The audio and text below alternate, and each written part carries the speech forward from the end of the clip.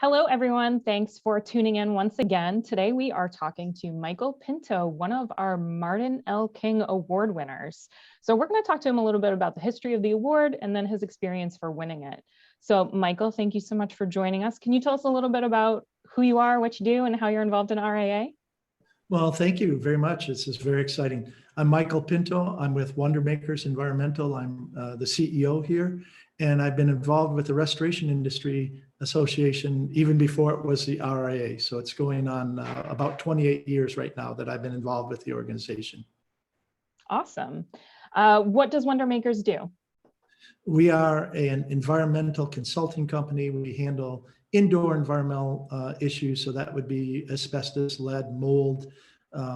Our claim to fame, so to speak, in the Restoration Industry Association is that we help to develop the certified mold professional course and then the certification, and still one of the main instructors for that course. I was going to say, and an awesome instructor for it. Yes. Okay, so let's talk about the Martin L. King Award. What year did you win it? I think it was 2010 or 2011. I'd have to go back and look, but right in there. Okay, and what was that like? What was it? Because it's a surprise. So how did it come about for you that night at the dinner? How did you find out you were the winner? When did you figure it out? Well, it was actually kind of a funny story. I certainly did not know ahead of time. They did a great job. My wife works with me here at Wonder Makers, and so she was handling all the details and everything. And I was absolutely completely clueless. I was excited about being at the awards presentation and just enjoying it. Had no concept that I had even been nominated or anything like that. And apparently caused some heartache to some of the people in the audience because partway through the program and a few minutes apparently before the award, I got up to use the restroom. And so I wasn't in the room. And my wife was just a bit concerned about whether I was going to be back on time when they wanted to do the award, but it actually all worked out. So it was absolutely a complete shock to me. Do you remember what they were saying about you? Because they sort of do an unraveling of who the winner is. Did you figure it out? Well, again, I was made it back into the room just as kind of as they started that whole process and everything. And I don't want to say I wasn't paying attention, but you're there at a conference and you're, talking with your colleagues and your friends, and you're trying to be respectful, not out loud or anything too outrageous. And was interested in who it was going to be. And I always try and guess from the description and stuff, but it was several minutes in before the realization hit. It's like, they could be talking about me. And then, quite honestly, my initial reaction was, what a jerk I'm being, thinking that somehow they're talking about me, and there's got to be other people that have these same attributes and stuff. And that was one of the nice things about the way Marty did it. He starts with a lot of the general information about the person. And then as he goes through, it gets more and more specific. And so just about the time I had convinced myself that it wasn't me and that I was being an egotistical jerk, then there were some personal things that were in there. And it was, oh my goodness, he's talking about me. I was absolutely flabbergasted. Do you remember what you said when you walked up on stage? It was idiotic. Because, quite honestly, I'm not a person that's prone to not have something to say as an instructor, and usually do pretty well in kind of off the cuff situations. But I did thank my wife and realized that there was a whole lot of people that had helped me get there. But beyond that, I don't really remember much of what I said. It was one of the few times in my life, it was literally a complete shock. And by the time I was up on stage, I was still trying to process the whole thing. Yeah.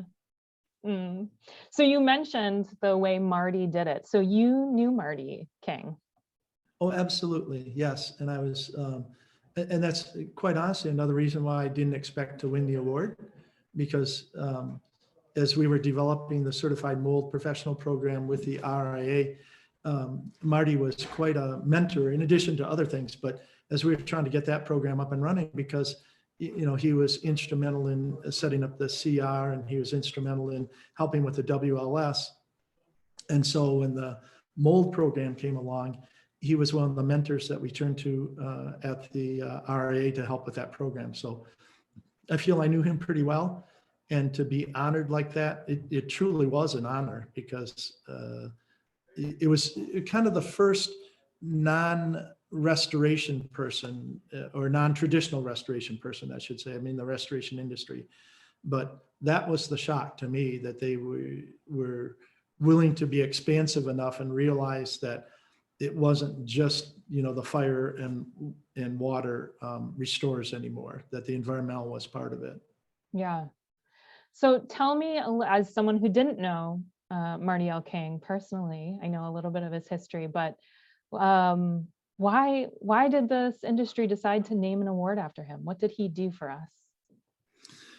Well, he was really the one in my mind that helped to professionalize the industry. I mean, there's a lot of luminaries when you have an industry association that's 75 years old. There's going to be a lot of shining stars that are in there. And quite honestly, it still is somewhat sobering to me to realize that because of winning that award, that people put me in a similar category. And I'm still trying to deal with that in terms of just how old that makes me or something. But, knowing Marty, by the time I got to know him as a little bit more closely and everything, he was, firmly entrenched in the CR program. And as we were developing the Certified Mold Professional, the CMP program, that's where I got to know him the most. And he was just so, willing to share and explain how it developed and the history on all of that. And so that was really helpful to us to make sure that the Certified Mold Professional was a real certification within the RIA and not, some sort of stepchild, if you will. Yeah, that's lovely. I lost where I was in this. So as an award winner, I mean, in that moment, you're caught off guard, right? But upon reflection, what did winning that award mean to you? It truly is one of the highlights of my career, both because of what it means and also how it was presented. To have it be a surprise and kept a surprise until that, presentation a few minutes before I walked up on stage. That's something that I've never experienced in my life. I have been, blessed to be the recipient of some other industry awards and different things like that, but never in the format that they did it. And so that part was so cool that it makes it very memorable. But more than that, as I have reflected in the years since, just when it's one person in an entire industry that is singled out for that award, it really makes me quite a bit more focused on being the ambassador to the industry that Marty always was, and that he talked to us as award winners afterwards about, just making sure that people respect our industry because they respect the people that are in it. And so I'm actually honored to try and carry that forward in my career.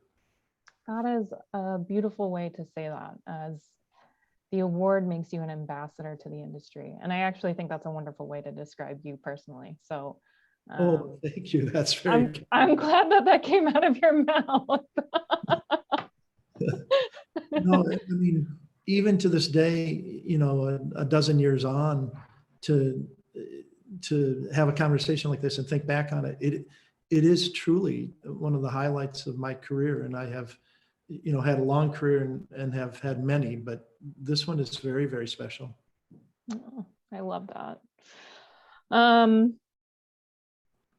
So as you said, it's a career highlight. So some people may have it who've been in the industry for a while as perhaps a career goal, as something they want to strive to, they want to shoot for. What would you say to someone who has this maybe in their career plan to try to be in the standing for the Martin L. King Award? Yeah, I have a slightly different approach to it than perhaps other people. I mean, I think it's great for people to have aspirations and want to do well in the industry. I'm not sure if you really strive to get the Martin L. King Award. In my opinion, it's you're recognized because of what you've done, not because you want it. Um, and maybe that's just because I was so surprised that they would even kind of break ranks from a traditional restoration person to bring in myself as the winner, is really the first environmental representative to win that award. So my feeling is more like this, somebody who really wants to honor Marty King, don't necessarily shoot to get the award, shoot to be like Marty, which is to give to the industry, be a good family person first, work hard for your business, whether you own it or whether you're working for somebody else, and then give back to the industry. And if you do that consistently and you do that, well, then let other people recognize you for your contributions. Don't volunteer because you think there's an award that you're going to get. Volunteer because the reward of volunteering is its own reward. You get to meet incredible people. You get to help people. You get a little older, you get to act like a mentor to people, which still surprises me because I feel like a kid at heart. But people look up to me, and I treat that seriously. I spend the time that I can at the conferences, and people call us all the time or email us, and I feel it's a responsibility as an industry representative to respond to them and just offer them some advice. You're perfect, soundbite wise. I can't ask you another question. Flip that part and send it to me so I can share it with Susan. And then anytime I'm in the doghouse, I'll just run that one on a loop or something. I mean, it was beautiful. And I hope you know that, especially for me, like you really were an ambassador. You really did. I mean, I've been to one RIA show. And the only reason I met half the people I met was because of you. So, but that is so much fun when you have somebody who's willing and interested. And of course, we had a number of years to get to know one another through our relationship at Maxon. So that made it so much more interesting. But, I'll be bringing Jacob. I talked to you about Jacob. I'll be bringing him to the show and everything. And I warned him, I said, it's not that I'm not interested in the programs. But what I am interested in is being able to help people, and just so if I'm chatting with somebody and they need some help on something, my first priority is to finish that conversation or to help them. And then I'll try and go listen to the speakers and stuff. But, when you are kind of reaching the stage in the career where I am, and people are looking up to you as a mentor and things, those in-person meetings are so important. So important. And doing like with you, taking you around and introducing you to other people. How else are you going to get to know some of the people there? Yeah. It's unusual for most people to walk up and just say, "Hi, I'm." And it's uncomfortable. Yeah, you look like somebody I should know, or there's other people waiting to talk to you, so you must be important, or that just it really is uncomfortable. But when somebody, literally, I like to think of it like the mother hen, just takes you under their wing and kind of lets you walk around with them and meet people and then do the introductions and stuff. And pretty soon you're making all these connections, and it's been a blessing to me to be able to do that. And I know so many great people, and I got to tell you, this industry is by and large full of some of the best people I have so lucky in all these different industries. Yeah. It really is. Like, it's a super pleasure to get together with RIA people at any time. Like, I cannot wait for June. Yeah. I'm so excited.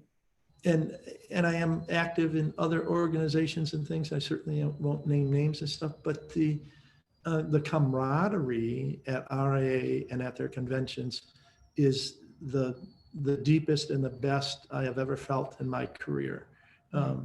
Several other organizations, there's so much sniping in the background, and there's people complaining about this or that or the other thing, and the amount of sharing. Quite honestly, I'm quite stunned at how generous people are in terms of sharing secrets or tips or whatever it is at the RIA.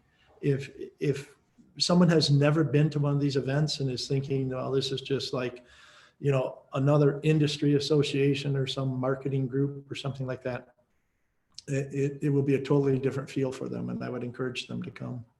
Oh my God. You're just like giving me stuff I'm going to keep using forever. You're so amazing. All right, let me do a little closing and then I want to ask you some stuff. Thank you so much for your time, Michael. I cannot wait to see you and all of our industry friends and partners this June in Florida. We're going to be in person at the annual RIA convention. We'll see you there. Absolutely. Looking forward to it. Bless you. Bye. All right, let me just stop recording.